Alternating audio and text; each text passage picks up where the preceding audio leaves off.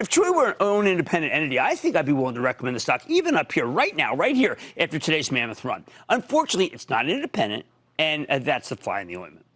In 2017, Chewy was acquired by PetSmart, and they still have a controlling interest in the company. There are two problems with PetSmart. One, it's got a hideous balance sheet, and two, it's in the thrall of a private equity firm called BC Partners. Luckily, Chewy isn't on the hook for PetSmart's debts, but it's still a company that may not be in control of its own fate. While the convoluted ownership structure isn't a deal breaker for me, and I did bring it up this morning on Squawk on the Street, I never like it when there's a private equity firm lurking that could crush the stock simply by ringing the register on its gigantic position. So where do I come down on this one? I totally understand why investors are losing their minds over Chewy. I mean, who wouldn't?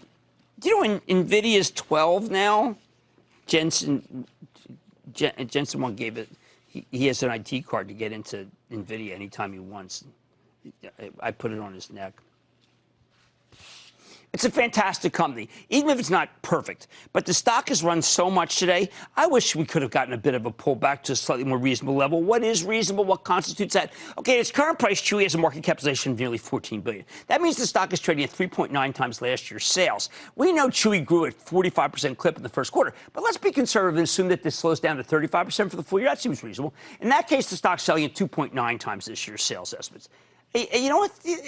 And you know what? I mean, that actually strikes me as pretty reasonable valuation, which means the underwriters really lowballed this deal. Look, it's Stitch Fix, the subscription-based online apparel play. It's got a substantially slower growth rate than Chewy, 29%, and it trades at 2 times sales. I think Chewy deserves to trade at a premium, but just not this much of a premium. And say if the stock would come down, say, to like 31, 30, it would be trading at around 2.5 times their back of the envelope sales estimate.